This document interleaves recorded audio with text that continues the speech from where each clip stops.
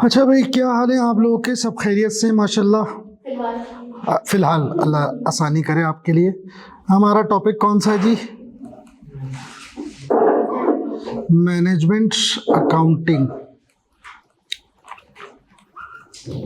क्या ख्याल है भाई? सबसे पहले तो भाई, व्हाट इज अकाउंटिंग? पहले इस पे छोटी सी बात कर लें। लास्ट क्लास में हमने जस्ट एक सिलेबस और स्ट्रेटजी पे काम किया था, अगर आपको याद हो। आज हम टॉपिक शुरू करेंगे। आज थोड़ा थ्योरेटिकल रहेंगे, कॉन्सेप्ट बिल्डिंग है। न्यूमेरिकल्स शायद उतने ना हो पाए, एक आध हो जाए तो हो जाए, लेकिन वो सारी टेक्निकल टर्म्स हैं। मैंने आपको बताया था ये जो पहले दो हैंड आउट हैं, पहले दो हैंड आउट जो 3 से 4 क्लासेस में आराम से हो जाने चाहिए।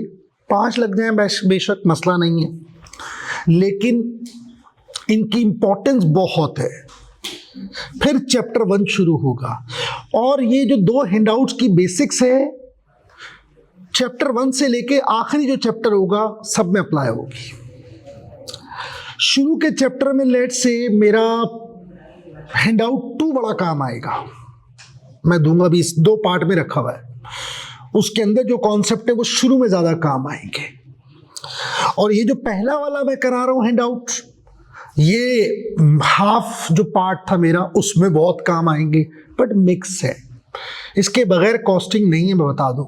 बड़े शौक से पढ़ें, डेप्थ में जाएं, घर पे बैठे हो फारिग वक्त में देखते रहें। एक दफ़ा ये बेस बन गई, पूरी ज़िंदगी आपके काम आनी है। आप सीए फाइनल में बैठे होंगे ना, तो बराबर में आप देख रहे होंगे उससे नहीं हो रहा, मुझसे क्यों हो रहा है। आपको बात समझ आएगी, यार एक छोटी सी बात है, इसको पता ही नहीं है। क्योंकि हम सवाल सॉल्व करने में इतने बिजी हो जाते हैं कि हम बड़ी बेसिक सी चीज़ें नहीं समझ पाते। तो मैं बताऊंगा क्या क्या चीज़ें जो सीए फाइनल में और कैफ 7 में बड़ी काम आएंगी, और स्पेशली हैंडआउट जो सेकंड वाला उसके अंदर बहुत कुछ है। तो हम 2 चीज़ें पढ़ेंगे। एक मैनेजमेंट अकाउंटिंग में अकाउंटिंग क्या है, पहले थोड़ा डिस्कस करते हैं, और फिर दूसरा management accounting versus cost accounting, ये क्या है, फिर उसमें से क्या हम उस पर चलते हैं। हाँ भाई, रेडी है आप लोग? हाँ बेटा। अच्छा जी, अकाउंटिंग क्या है? पहले सिर्फ अकाउंटिंग बताया मुझे, छोड़े financial, cost, management, just accounting. Transaction को रिकॉर्ड करना। What do you think? Transaction को रिकॉर्ड करना, ट्रांजैक्शन को रिकॉर्ड करना। अभी आप इस इदारे में आए, कैसे आए आप? बाय बाइक, बाय बस, लाइक दिस। आप रिक्शा में आए, आप कार में आए, लाइक दिस। तो यार बाइक पे बैठना, बस में बैठना, रिक्शे में बैठना ऑब्जेक्टिव था आपका, या इदारे में आना? तो अकाउंटिंग जो डेफिनेशन बनाते हैं, it is an art of recording, classifying, summarising.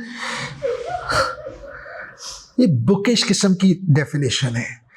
कभी भी आप जिंदगी में कोई कभी भी बोले ना what is accounting, nothing, single एक word, reporting, and that's it.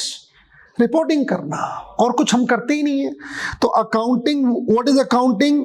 It is all about reporting. मैं अक्सर कहता हूँ यार, मुझसे कभी कभी कोई पूछता है, मुझे नहीं पता एग्जैक्टली ये बैकग्राउंड है या नहीं, कहते हैं यार आजा बेटा आजा। पहले होता था आईएएस, है ना, अब हो गया है। किसी ने पूछा सर क्यों, तो मैंने कहा यार तुम जैसी डेफिनेशन दिया करते थे लोग अकाउंटिंग के बारे में, तो इन्होंने कहा यार ये डफर बदलेंगे नहीं, तो उन्होंने अकाउंटिंग हटाकर लिख दिया फाइनेंशियल रिपोर्टिंग। ये मेरी अपनी एक बाइज्ड है, ये मेरी एक इंटरप्रिटेशन है। Accounting art of recording, classifying, summarising. हमें रिपोर्टिंग करनी है, उस रिपोर्टिंग जो ईयर एंड पे रिपोर्टिंग करनी है, उसके लिए हमें डेटा चाहिए। उसके लिए फिर हम रिकॉर्ड करते हैं, फिर क्लासिफाई करते हैं, फिर समराइज करते हैं। रीजन एक है, दैट इज रिपोर्टिंग। रिपोर्ट कितनी है? 3। 1 इज, क्या बात है, जिसको हम P&L बोलते हैं, बहुत ज्यादा पॉपुलर वर्ड है। क्या बात है, क्या बात है, सही, बैलेंस शीट। और 3rd one is cash flow statement. बिल्कुल बेसिक से हम स्टार्ट करेंगे आराम आराम से। शुरू में वैसे भी थोड़ा आराम से जाना चाहिए ताकि एब्जॉर्प्शन अच्छा हो। ठीक है बेटा। Income statement, balance sheet, cash flow statement. आप सब जानते हैं income statement profit and loss के लिए, बैलेंस शीट फाइनेंशियल स्टेटस के लिए, और कैश फ्लो कैश की पोजीशन को समझने के लिए होती है। आई होप मेरी बात समझ रहे हैं या नहीं? हाँ। मैनेजमेंट अकाउंटिंग, कॉस्ट अकाउंटिंग, ये भी तो एक अकाउंटिंग है। इनमें क्या फर्क है बाद में बात करेंगे। पहले अब आप एक बात समझिएगा और सब आप सुनेंगे। बोलो। In cost accounting, in management accounting हमारा पूरा फोकस सिर्फ और सिर्फ किस पे होगा? Income statement. बस खत्म। थ्रू आउट सेमेस्टर आप क्या पढ़ रहे होंगे? Income statement. कैफ 7 में जाके थोड़ा बहुत बैलेंस शीट, थोड़ी बहुत कैश फ्लो का एक आध पार्ट आता है और वो आके गुजर जाएगा, आपको पता भी नहीं चलेगा। डे 1 से लेके लास्ट डे तक, सीए फाइनल तक आप जब भी कर रहे होंगे तो क्या कर रहे होंगे? That is all about income statement. Aahista Aahista मैं बताता जा रहा हूं। हमारी कॉस्टिंग में हम बताए क्या करेंगे? समेटते हुए चलेंगे। यानी आपको पूरे सेमेस्टर में बैलेंस शीट और कैश फ्लो की ज्यादा फिक्र करने की जरूरत ही नहीं है। Focus on income statement, that's it. I hope मेरी बात समझ गए। दूसरी बात, ये जो हमारी रिपोर्टिंग है, ये जो हमारी रिपोर्टिंग है, जाहिर है, एक सेकेंड। हाँ बेटा, one is financial, the other one is costs या मैनेजमेंट अकाउंटिंग। हाँ बेटा, आवाज आ रही है? इनमें फर्क क्या है? मैं ज्यादा डिटेल में नहीं जाना। मैंने पहली बात क्या बताई? हमारा फोकस किस पे बेटा? Income statement. खत्म। Be precise, be precise. अब पहली और आखिरी दफा ये डिस्कशन हो रही है, पूरी जिंदगी नहीं करेंगे, बट आप कंपोज होंगे जब भी पढ़ रहे हैं। हाँ यार, ये तो सब घूम फिर के वही रहते हैं, हम इनकम स्टेटमेंट भारी नहीं आ रहे। अब आते हैं यार, इन दोनों अकाउंटिंग में डिफरेंस क्या है रिपोर्टिंग के अंदर? जानते? बताओ, पहला डिफरेंस बताओ। कौन बताएगा? ऐसी हल्का फुल्का जी बोले। फाइनेंशियल एक्सटर्नल होता है और कॉस्ट इंटरनल। क्या बात है, छा गए। External reporting, it is all about, What do you mean by external reporting, internal reporting? शाबाश, बताओ, ऐसी पार्टिसिपेट करो। एक्सटर्नल तो शेयर होल्डर्स के लिए और इंटरनल मैनेजमेंट के लिए विद द अकाउंटिंग। बस, बिलीव मी, यही है। हमसे एक्सटर्नल रिपोर्टिंग के लिए कुछ डाटा मांगा जाता है कि वो हमें पीएनएल बनाना है, बस में मोटी मोटी हेडलाइंस दे सकते हैं हम। उसके अंदर जो डिटेल है वो हम प्रोवाइड नहीं करते बाहर वालों को। एक्सटर्नल रिपोर्टिंग का मतलब है दुनिया वालों के लिए, बाहर वालों के लिए। Financial accounting is all about reporting for the other people, internal reporting for management purpose. एक और भी फर्क है बहुत इंपॉर्टेंट, बताओ क्या? मैं ज्यादा नहीं बताऊंगा, मोटे मोटे। फाइनेंशियल में हमें रूल्स फॉलो करने होते हैं जो मिनिमम होते हैं। चले, ये भी एक डिफरेंस हो सकता है। फॉर्मेट होता है फाइनेंशियल। हाँ, फॉर्मेट्स हैं जिसको हम, पता है आपको, गैप्स वगैरह कहते हैं। No formats. मैं बहुत सिंपल रख के बता रहा हूँ बेटा, जल्दी जल्दी, ताकि बोरियत भी ना हो, काम भी कवर हो जाए। फाइनेंशियल पास्ट इवेंट पे बेस करता है। क्या बात, ये और वो सर पास्ट एंड प्रेजेंट, मतलब फ्यूचर पे भी बेस करता है, क्योंकि बजटिंग आ जाती है उसमें, आई गेस फ्यूचर इवेंट आ जाता है। समझ आया?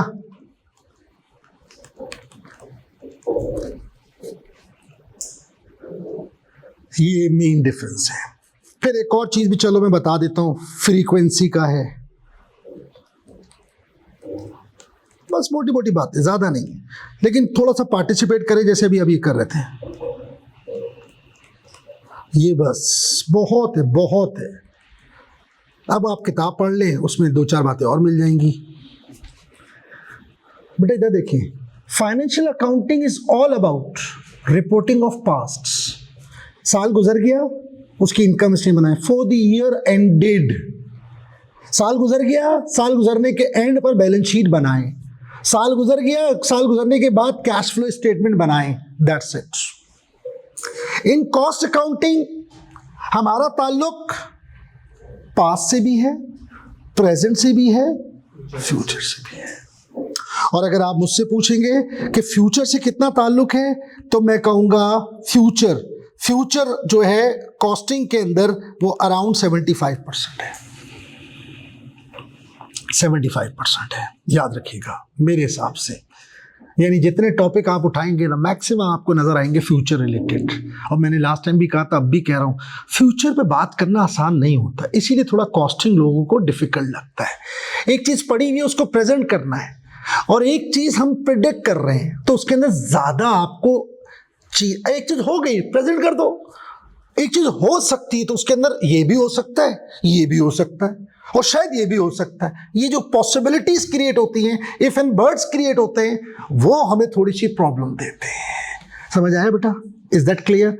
तो हम ज्यादातर पहला topic CVP future, decision making future, learning curve future, target costing future, budgeting future, investment appraisal future. अभी तो मोटी मोटी एग्जांपल याद आ रही हैं। तो 25% एरिया है जो हमारा पास्ट की तरफ है, इसीलिए मैंने अपना स्टार्ट रखा ही फ्यूचर वाले टॉपिक से ज्यादातर। वो थोड़ा सा डिफिकल्ट होता है हैंडल करना, शुरू में कर लेंगे तो बड़ा फायदा हो जाएगा। उसके बाद आखिरी चीज रिपोर्टिंग। फाइनेंशियल अकाउंटिंग में रिपोर्टिंग साल में एक दफा, बहुत हुआ 2 दफा, बहुत हुआ तो क्वार्टरली, बस। यहां जो रिपोर्टिंग है ना, वो बहुत ही ज्यादा फ्रिक्वेंट करनी पड़ती है। कभी कभी तो डेली रिपोर्ट बन रही होंगी, कभी वीकली, कभी मंथली, कुछ वीकली, कुछ डेली, लाइक दिस। और एक चीज मैंने थोड़ी जरा से डिस्कस नहीं करी, ये फॉर्मेट से क्या मुराद है। फाइनेंशियल अकाउंटिंग में आप अपनी मर्जी नहीं चला सकते। ए से पहले लेट से बी आना है तो आना है, सॉरी इंग्लिश में तो ए पहले आता है, बस कह दिए ना। यू आर नॉट अलाउड कि आप उसमें चेंजेस कर दें, इधर आपकी मर्जी है। आप प्रोडक्शन रिपोर्ट बनानी है, कोई बोल रहा है मैंने टी अकाउंट फॉर्म में बनाना चाह रहा हूं, कोई बोल रहा है मैं किसी और फॉर्म में, क्योंकि ये इंटरनल रिपोर्टिंग है। तो इंटरनल रिपोर्टिंग में वो मैं अक्सर एक एग्जांपल देता हूं, जब आप बाहर जाते हैं ना, तो आपको बड़ा ड्रेसिंग का ख्याल करना पड़ता है। अगर आप किसी इवेंट में जा रहे हैं, वलीमे वगैरह में जा रहे हैं, तो आप वहाँ फॉर्मल पहनेंगे, लेकिन दोस्तों में जा रहे हैं वहाँ फॉर्मल नहीं पहनेंगे, वहाँ पहनेंगे तो अजीब से लगेंगे। किसी की तदफीन में जा रहे हैं, मैयत में जा रहे हैं, तो कुछ और उसूलन पहनना चाहिए, एटीट्यूड डिफरेंट होगा, क्योंकि बाहर की नॉर्म्स अलग है, उसका ख्याल रखना होता है। इंटरनल रिपोर्टिंग में तो मसला ही नहीं है। ये मोटी मोटी चीजें हैं जो रिपोर्टिंग में कॉस्ट वर्सेस फाइनेंशियल में है, इतना काफी है, मोर देन इनफ। आई होप मेरी बात समझ गए। Is that clear? अब आते हैं सबसे पहले, उससे पहले एक काम शुरू करते हैं, दैट इज ऑर्गेनाइजेशन। ऑर्गेनाइजेशन को हम 3 हिस्सों में बांटते हैं लाइफ टाइम। एक लेट्स से ट्रेडिंग ऑर्गेनाइजेशन, दूसरा मैन्युफैक्चरिंग। मैं बहुत जल्दी जल्दी मोटी मोटी हैंडी की डाल के कोशिश करूंगा थोड़ी थोड़ी बेसिक्स अच्छी हो जाए। सब जानते हैं माशाल्लाह what do you mean bye trading, जाहिर है। सर्विस ले लेते पहले, चले ये इदारा क्या है, एक सर्विस है। बैंक्स क्या है, सर्विस है। रेंजर्स क्या है, सर्विस है। आर्मी क्या है, सर्विस है। एयरलाइन क्या है, सर्विस है। They are service organisations, they have nothing to sell, they provide services. Universities क्या है, सर्विस है, आप जानते हैं माशाल्लाह। ट्रेडिंग किसे कहते हैं? जिसका काम है खरीदना बेचना, खरीदना बेचना, खरीदना बेचना। एक ग्रोसरी शॉप क्या है, इम्तियाज क्या है, ट्रेडिंग। एक मेडिकल स्टोर क्या है, ट्रेडिंग। एक कार शोरूम क्या है, ट्रेडिंग। What is manufacturing? जो रॉ मटेरियल खरीद के उसे कन्वर्ट करे फिनिश गुड्स में। Toyota company manufacturer, Honda manufacturer, builders manufacturer, डॉलिन्स, LG, liver brothers, Canon, Panasonic, Samsung, so and so forth. I hope मेरी बात समझ गए। Is that clear? याद रखिएगा, कॉस्टिंग में हमारा फोकस किस पे होगा? मैन्युफैक्चरिंग पे। ना हम ट्रेडिंग को पढ़ेंगे, ना हम सर्विस को पढ़ेंगे।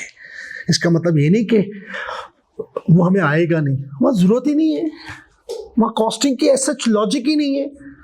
तो एक और फोकस अच्छा हो गया। पहली बात, पूरा सेमेस्टर आपका फोकस इनकम स्टेटमेंट पे, ये मैंने ऊपर बताया। यहाँ इनकम स्टेटमेंट जब हम बना रहे होंगे तो उसमें हमारा ऑब्जेक्टिव मेन इंटरनल रिपोर्टिंग होगा मेन, और हम उसमें दोनों चीजें लेके चल रहे होंगे, पास्ट भी और फ्यूचर भी। फिर हम किन ऑर्गेनाइजेशन की ज्यादा कॉस्टिंग कर रहे होंगे? मैन्युफैक्चरिंग ऑर्गेनाइजेशंस की। अब बात करते हैं मैन्युफैक्चरिंग ऑर्गेनाइजेशंस। मैन्युफैक्चरिंग ऑर्गेनाइजेशंस की जो एक्टिविटी है उनको हम 3 हिस्सों में बांट सकते हैं। एक एडमिनिस्ट्रेशन, एक फैक्ट्री, प्रोडक्शन, हाँ वही प्रोडक्शन डिपार्टमेंट कह लो, और तीसरा सेलिंग एंड डिस्ट्रीब्यूशन। ठीक है बेटा, सही है, बिल्कुल कोशिश करें एक एक लाइन 2-2 लाइन पे बात करें। बोलो, ये 3 एक्टिविटीज हैं किसी भी मैन्युफैक्चरिंग ऑर्गेनाइजेशन में, चाहे वो किसी भी हो, फिलिप्स में चले जाएं आप, कहीं भी चले जाएं आप, टोयोटा में चले जाएं, होंडा में चले जाएं, सही। मैन्युफैक्चरिंग यानी फैक्ट्री डिपार्टमेंट क्या कर रहा है? प्रोडक्शन कर रहा है, बना रहा है। सेलिंग वाले का काम है बेचना, इन ब्रॉड क्लासिफिकेशन। एडमिन वाला क्या कर रहा है? इन दोनों के मामलात को देख रहा है, लीगल इश्यूज देख रहा है, रूल्स एंड रेगुलेशंस बना रहा है, फाइनेंस डिपार्टमेंट देख रहे हैं, लाइक दिस। फोकस क्या है आपको समझ आ गया? Is that clear? तीसरी एक और छोटी सी समरी। थ्रू आउट सेमेस्टर हमारा फोकस कहाँ होगा? फैक्ट्री में। इनकम स्टेटमेंट किसकी? मैन्युफैक्चरिंग ऑर्गेनाइजेशंस की, और उसमें भी कौन से एरिया की? प्रोडक्शन डिपार्टमेंट की, फैक्ट्री की। आई होप बहुत सिंपल तरीके से हम इसको क्लासिफाई करते हुए चल रहे हैं। अब हम बात करते हैं फैक्ट्री। हाँ बेटा बोलो। फैक्ट्री जो होती है, बात हो गई जहां प्रोडक्शन हो रही है। फैक्ट्री कोई भी हो, चाहे वहां पानी बन रहा है, मिनरल्स, चाहे वहां गाड़ियां बन रही हैं, चाहे वहां बिल्डिंग बन रही है, चाहे वहां कुर्सियां बन रही हैं, आपको जो दिल में आए, छोटी सी भी चीज है ना, कहीं स्क्रू बन रहा है, फर्नीचर बन रहा है, मेरी बात समझिएगा बेटा। फैक्ट्री में जितना भी खर्चा होता है उसको हम नाम देते हैं कॉस्ट। What is cost? अगर छोटी सी डेफिनेशन बनाए, हाँ बेटा मोबाइल रख दो, शाबाश। कॉस्ट की डेफिनेशन बनाए तो क्या बनती है मेरे हिसाब से? सेक्रीफाइस ऑफ मनी, पैसे की कुर्बानी। यानी आपको कोई चीज पाना है तो उसके लिए पैसा थोड़ा सा छोड़ना पड़ेगा। अगर आपको पेन चाहिए, पैसा छोड़े आ जाएगा, दैट इज कॉस्ट। आपको लकड़ी को फर्नीचर बनाना है, कहाँ बन रहा है? फैक्ट्री में। वहां जितना खर्चा आ रहा है लकड़ी को फर्नीचर बनाने में, दैट इज कॉस्ट। फैक्ट्री में स्पेयर पार्ट्स को असेंबल करके गाड़ी बना रहे हैं, इसमें जितनी कॉस्ट आ रही है दैट इज कॉस्ट। कपड़े को सूट बनाने में जितना खर्चा आ रहा है दैट इज कॉस्ट। लकड़ी को फर्नीचर बनाने में जितना खर्चा आ रहा है दैट इज कॉस्ट। सीमेंट, बजरी, ईंटें, दरवाजे, खिड़कियां, aluminium, marble, tiles, colour, polish, इन सबको अरेंज करने में और बिल्डिंग बनाने में जो खर्चा आ रहा है that is cost. I hope clear हो गई बात। अब ये जो कॉस्ट होती है, पूरी दुनिया में कोई भी आप फैक्ट्री ले आए, आप कहीं से भी ले आए, आप कहीं की भी फैक्ट्री हो, उस फैक्ट्री में जो भी खर्चा होता है, एक सेकंड रुकना यार, ये थोड़ा पेज मुझे ऐसा लग रहा है, चलो नीचे लिख लेते हैं। क्या बता रहा था मैं आपको? कॉस्ट। और अभी बात कर रहे हैं हम फैक्ट्री कॉस्ट। तो ये जो फैक्ट्री कॉस्ट होती है ना बेटा, दुनिया के किसी भी इदारे में चले जाएं आप, Philips, Toyota, Honda, Pepsi, LG, liver Brothers, furniture makers, builders, जहां भी जाना है चले जाएं, पाकिस्तान से बाहर कहीं भी चले जाएं, फैक्ट्री के अंदर जितना भी खर्चा हो रहा है हम उसको 3 हिस्सों में बांटते हैं, बस। चौथा कोई पार्टी नहीं है।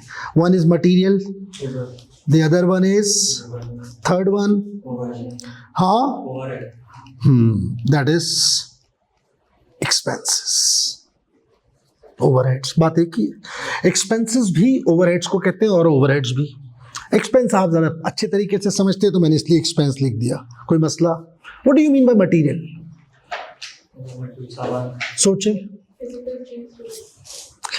मैं आपको एक सादा सी बात बताता हूं, being a human we can not create anything, हमारी औकात ही नहीं है। We only change shapes. Allah ने दरख्त दिया, उसको काटा, लकड़ी, लकड़ी से फर्नीचर। अल्लाह ने कपास दी, कपास से धागा, धागे से कपड़ा, कपड़े से सूट। अल्लाह ने जानवर दिए, उनको काटा, खाल, खाल से लेदर, लेदर से शूज।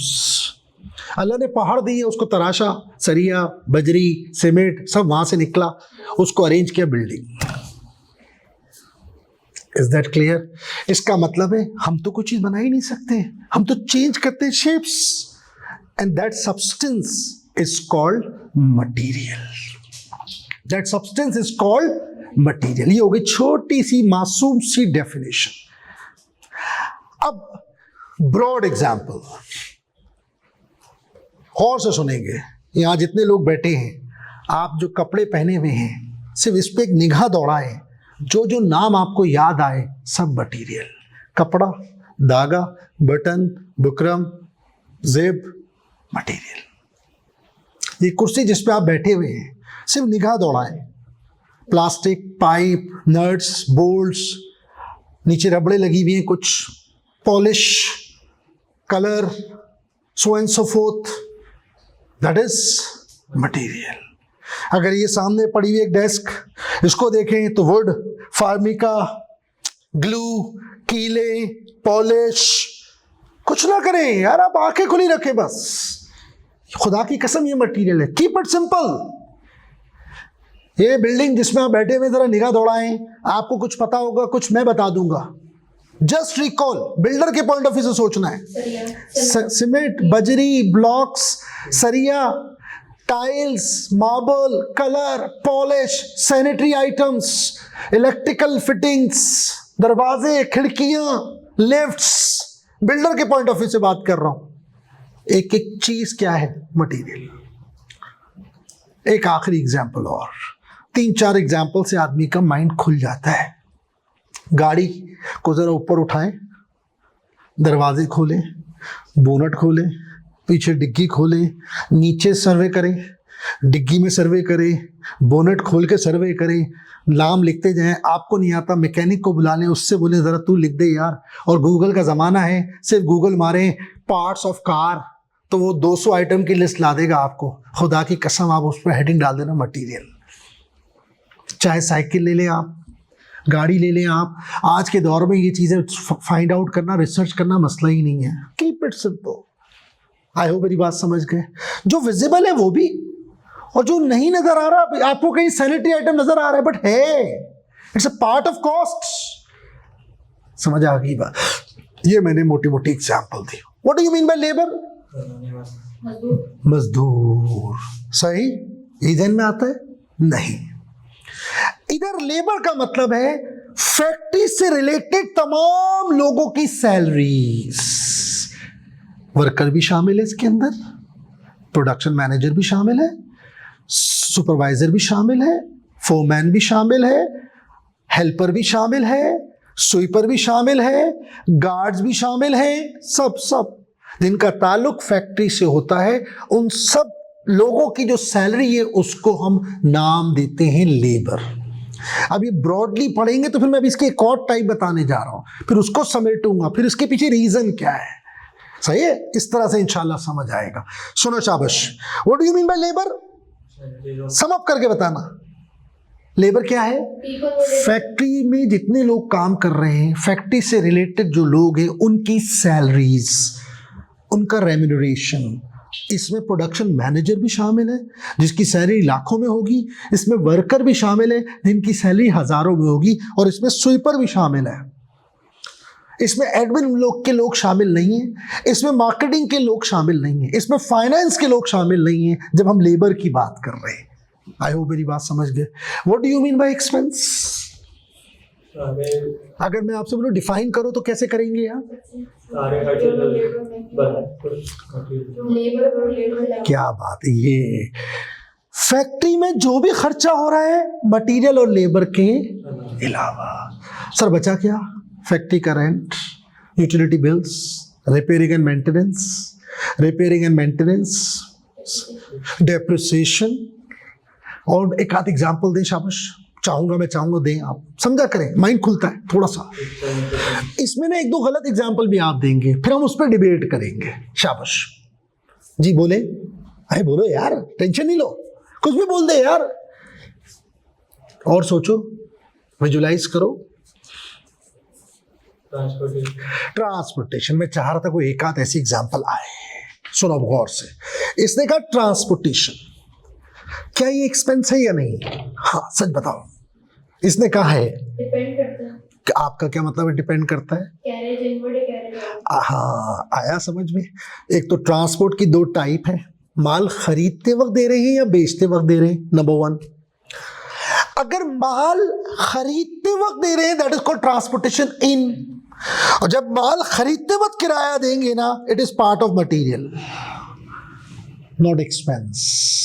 क्योंकि जब आप माल खरीदेंगे ना, सपोज इंपोर्ट कर रहे हैं, तो custom duty, freight charges, transport charges, clearing forwarding agent charges, वो सब आप क्या करेंगे, मटेरियल कॉस्ट का पार्ट बना देंगे, क्योंकि उसका पार्ट है। व्हाट अबाउट ट्रांसपोर्टेशन आउट, क्या वो एक्सपेंस है? नहीं, वो मार्केटिंग एक्सपेंस है, वो इसमें शामिल नहीं है। आया समझ? इस तरह से छोटी छोटी चीजें करेंगे तो इंशाल्लाह क्लैरिटी आएगी। यहां आएगा ट्रांसपोर्टेशन, इधर ट्रांसपोर्टेशन आउट कहाँ आएगा, इधर सेलिंग एंड डिस्ट्रीब्यूशन में। हम अभी फिलहाल फोकस कर रहे हैं किसके ऊपर? फैक्ट्री। हम किस में फोकस कर रहे हैं? मैन्युफैक्चरिंग ऑर्गेनाइजेशन, और उसमें भी किस पे? Income statement. हम मैन्युफैक्चरिंग में किस जगह पे फोकस कर रहे हैं? फैक्ट्री पर। क्या हम एडमिन और मार्केटिंग नहीं पढ़ेंगे? वो आएगा और चला जाएगा, आपको पता भी नहीं चलेगा, उस पर कॉम्प्लिकेशन होती नहीं है। प्रॉब्लम है ही कॉस्टिंग के अंदर मैन्युफैक्चरिंग की। That's it.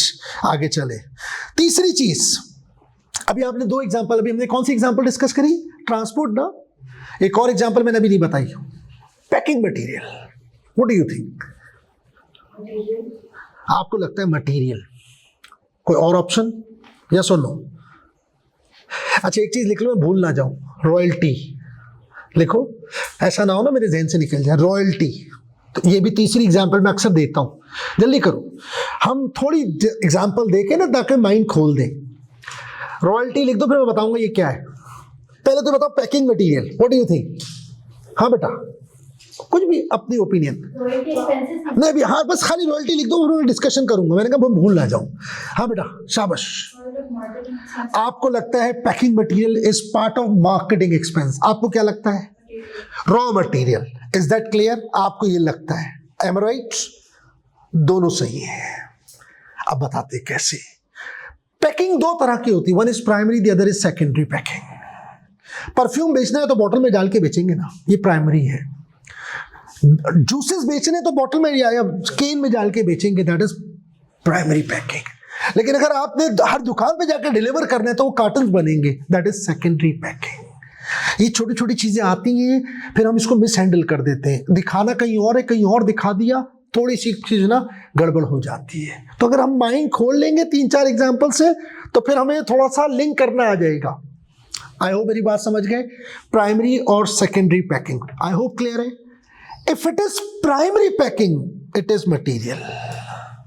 If it is secondary packing, it is marketing expense. जो आपने कहा, if you are thinking it is marketing expense, तो secondary packing. She is saying material, that is primary packing. तो कभी वो लिख देगा primary है, secondary है, और कभी डेटा की प्रेजेंटेशन से पता चलता है।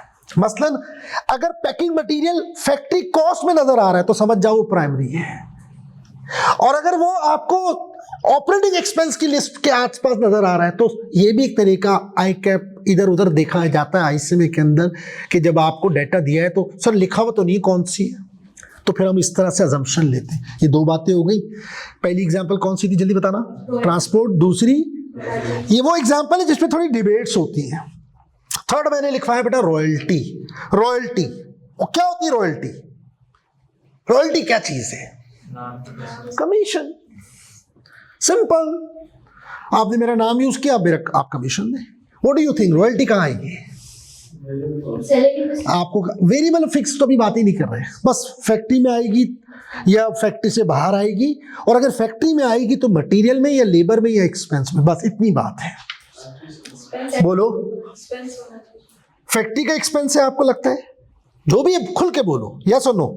यस, सेलिंग एंड आपको लगता है selling expense, selling and distribution, selling and distribution, admin, कोई बात नहीं। सुनो इधर, royalty is sort of commission. Royalty दो तरह की होती है, याद रखिएगा। एक रॉयल्टी आप इसलिए दे रहे हैं कि आप किसी का नाम यूज कर रहे हैं, लाइक KFC, मैकडोनल्ड्स, पिज़्ज़ा हट, आपने इनका नाम यूज किया, सही है ना, तो वो आपसे ज़ाहिर है हर सेल पर एक खास परसेंटेज लेगा, और वो सेल आप उसका नाम आपके सेल्स में प्रमोट करेगा, दैट इज मार्केटिंग एक्सपेंस, जो आप लोग बोल रहे हैं। एक रॉयल्टी होती है प्रोडक्शन बेस्ड, कोई किताब आपने लिखी है, अब वो जितने यूनिट बनेंगे उस पे बिकेगी, या कोई मेडिसिन आपने, कोई फॉर्मूला आपने बनाया हुआ है, उसकी रॉयल्टी होती है, that is called production based. जब जब यूनिट बनेंगे वो आपको पे करना पड़ेगी। You are not using the names, in that case royalty is part of expense. बस ये 3 एग्जाम्पल ऐसी होती हैं जो आपको थोड़ा बहुत समझ रहे हैं ना, लिंक करना सिखाती है तो बहुत आसान सी चीज, लेकिन समझा करें भी काम की चीजें हैं, मजाक नहीं है। चलो आगे, यहां तक समझ आया? Okay fine. अब एक और चीज, मटेरियल को हम 2 हिस्सों में बांटते हैं, लेबर को हम 2 हिस्सों में बांटते हैं, और एक्सपेंस को हम 2 हिस्सों में बांटते हैं, एक डायरेक्ट और एक इनडायरेक्ट।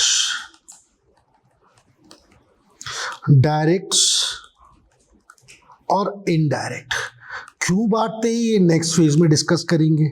फिलहाल पहले ये तो पता चल जाए डायरेक्ट होता क्या है।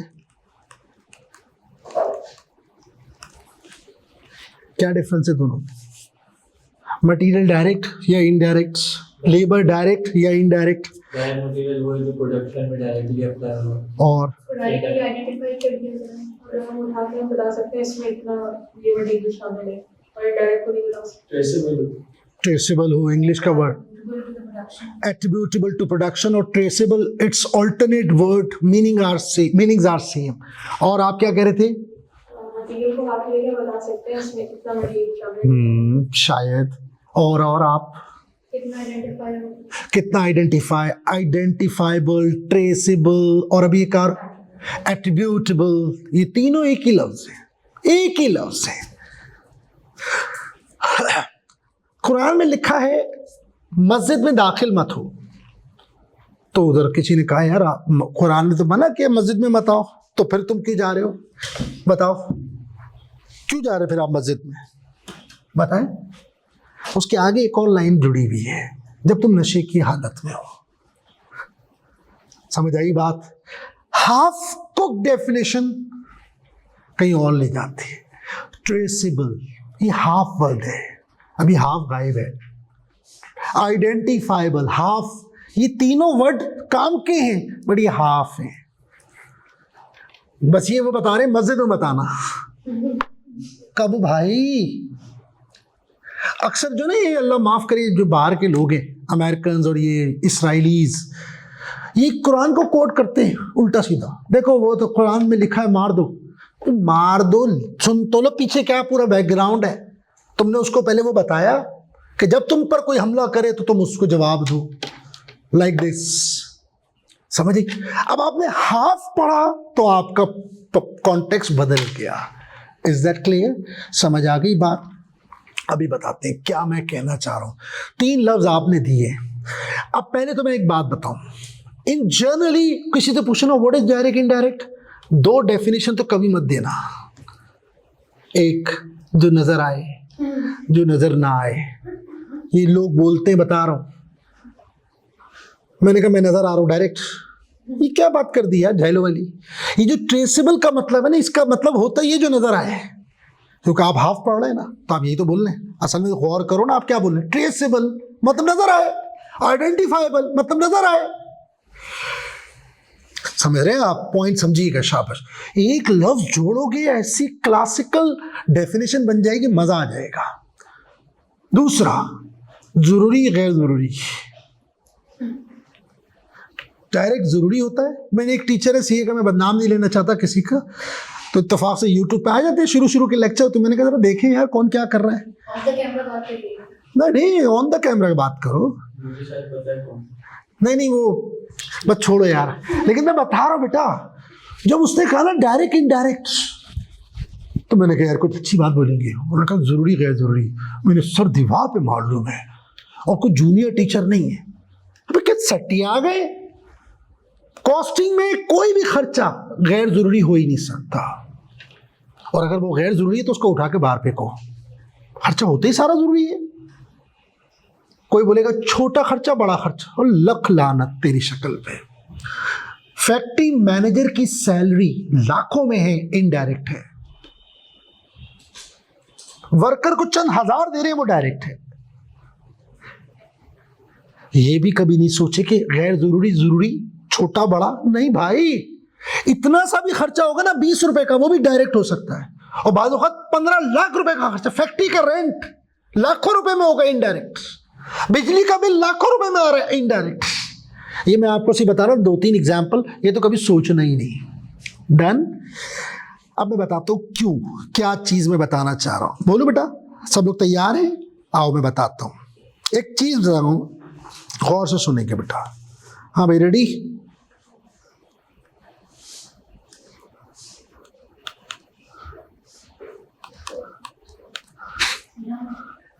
कोशिश कर रहा हूं इंसान बनाने की। मेरी ड्राइंग बेटा बहुत बुरी है, बचपन से ऐसी ही है। मैं एक नाक नहीं बना सकता, और जब मैं आर्टिस्ट को देखता हूँ, मेरी बेटी थोड़ा बहुत जानती है, कर लेती है अच्छा मुनासिब, मेरी एक बेटी, तो जब वो ड्राइंग बनाती है ना, मैं उससे बोलता नहीं हूँ, लेकिन मैं हंसता हूँ कि यार, तो मुझे बोलोगे ना बाबा इसका वो पता नहीं पहाड़ भी बना देगी, पहाड़ का बैकग्राउंड भी दिखा देगी। मैंने कहा अल्लाह माफ करे मैं कुर्सी ना बना सकूं। यहाँ देखे बेटा इधर, what is this? Cost object. क्या बताया? सुने इधर, व्हाट इज कॉस्ट ऑब्जेक्ट? चलिए बताओ सादा लफ्जों में।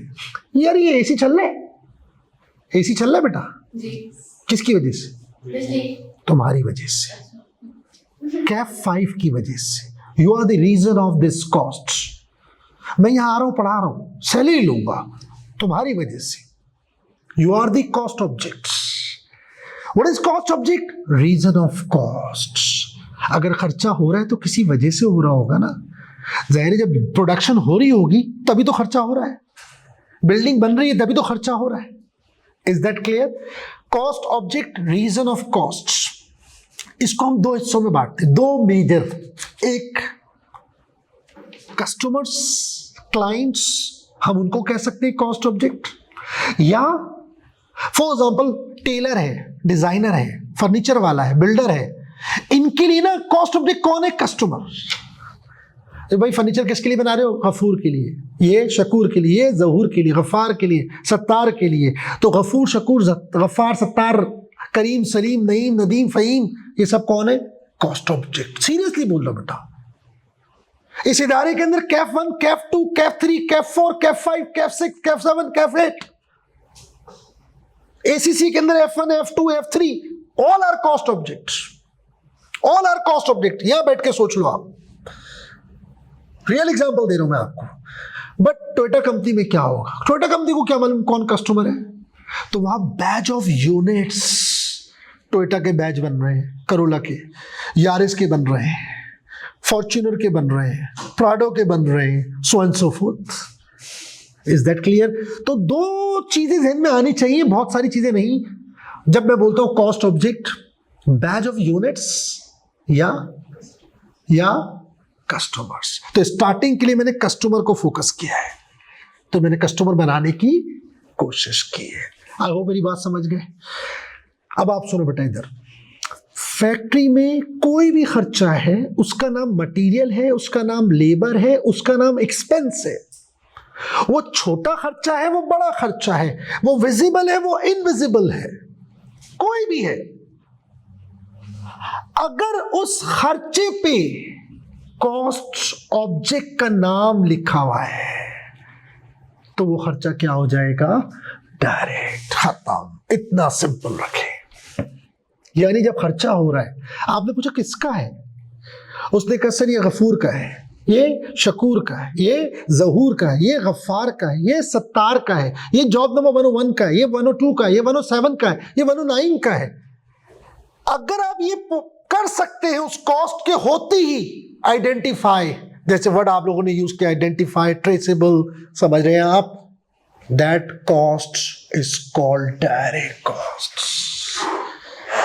लेकिन अगर कोई खर्चा हो रहा है और आप पूछे किसका है, वहां से जवाब आए सटिया गए, ये किसी का नहीं है, ये कॉमन है, वो कॉस्ट कहलाती है इनडायरेक्ट। अब आप क्या बोले थे, खाली एक लफ्ज ट्रेसेबल, आइडेंटिफाइबल ना, अब दूसरा लफ्ज जोड़ दे, traceable with cost object, identifiable with cost object. कौन सा वर्ड था?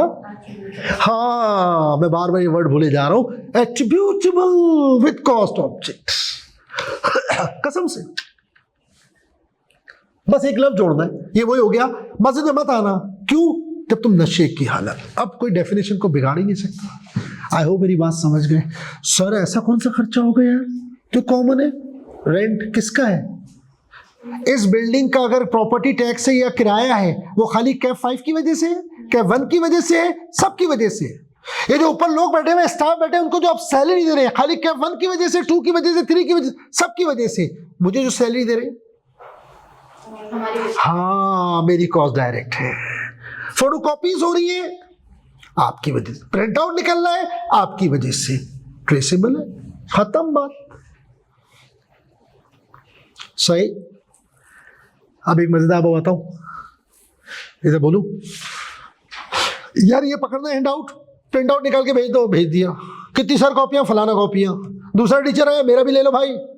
अब क्या वो लिखने बैठे गई है? कभी भी नहीं, इतना फालतू टाइम थोड़ी है। अब आपने मंथ के आखिर में बैठे, पता चला प्रिंटिंग का खर्चा हो गया जी 20,000 आपकी वजह से, इनडायरेक्ट, दैट्स इट। यानी अगर आप उसको आइडेंटिफाई कर सकते तो पहली कोशिश करें। लेकिन अगर नहीं कर पा रहे, कोई मसला नहीं, कोई इशू नहीं है। 2 कैटेगरी बना दे कॉस्ट की। क्यों? अभी बताऊंगा कैसे। अभी हम अपनी कॉमन सेंस की बात करेंगे। फॉर एग्जाम्पल मैं आपको बताता हूं क्या मैं बोलना चाह रहा हूं। वैसे तो यहां पे भी जगह है, यहां देखो इधर बेटा, आपने ना छोटे छोटे टी अकाउंट बना दिए, ए का, बी का, सी का। भाई ये खर्चा किसका है? ए का, यहां जाके लिख दिया। कोई मसला है? आपने टी अकाउंट ओपन किए किधर? कंप्यूटर पे। 50 कस्टमर है, 50 अकाउंट खुले हुए।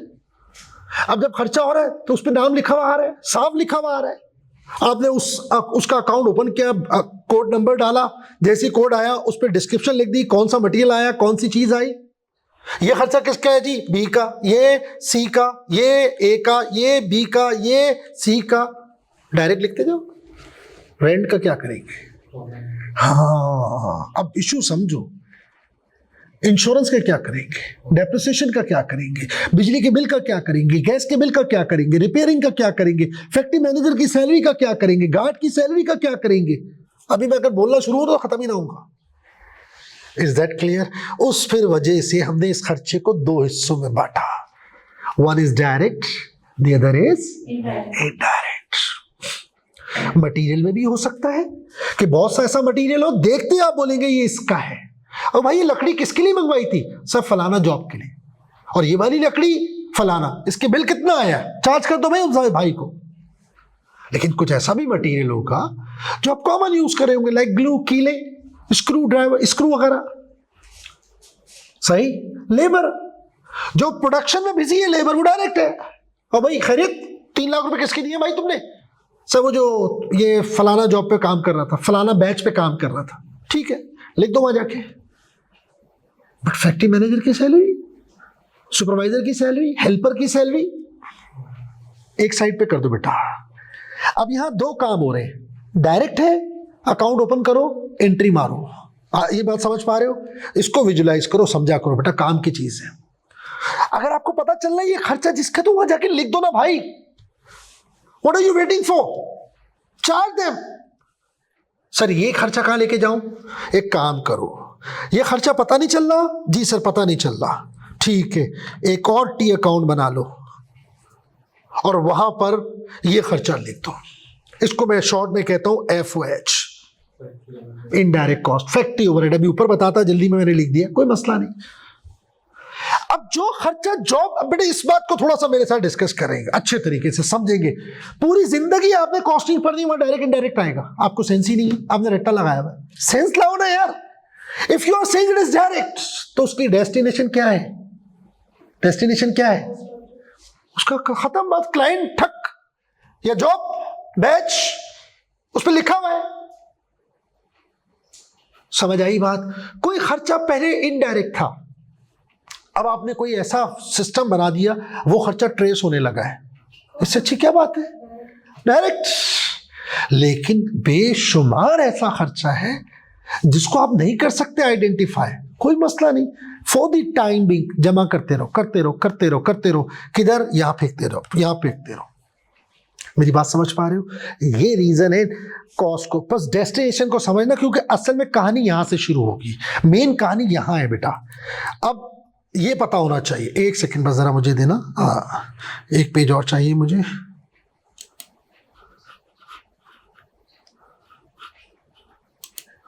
ठीक है, डन हो गया। अच्छा, क्या बता रहा था बेटा? डायरेक्ट कॉस्ट क्या होती है? डेस्टिनेशन क्या है? हटाओ दो इंग्लिश का वर्ड।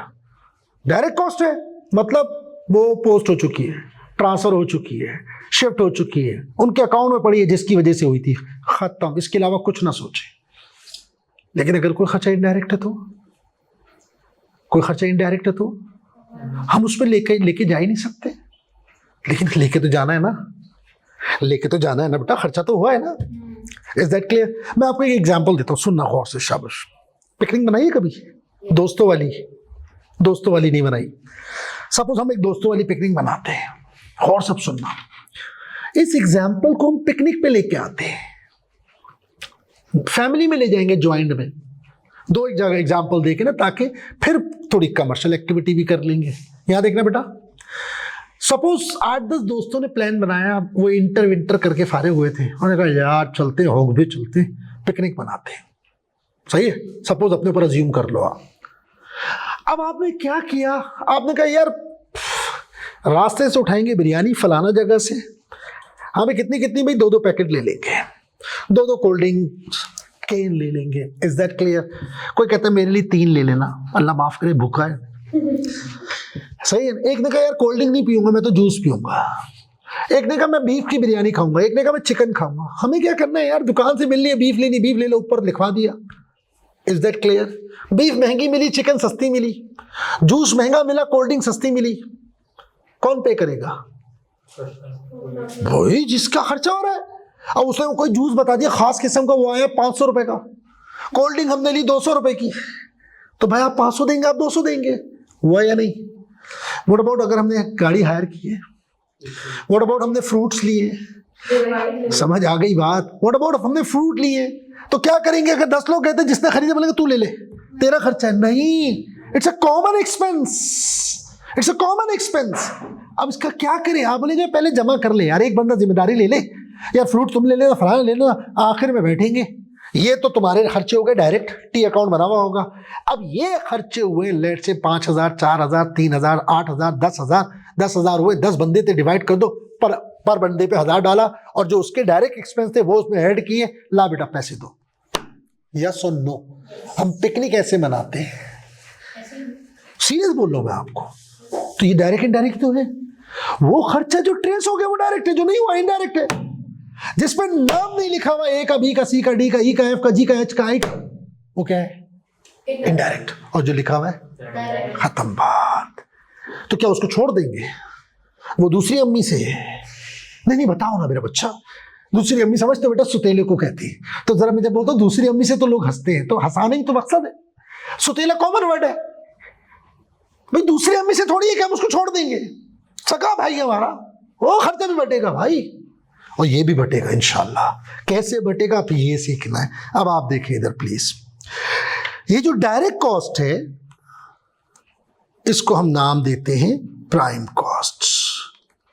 लफ्ज याद करते जाओ। हमारा टारगेट क्या है? छोटी छोटी सारी टर्म्स इंट्रोड्यूस कराना है 1-2 दिन के अंदर, प्लस हाउ टू कॉस्टिंग सीखनी है। कॉस्ट है क्या, कॉस्ट सीखना।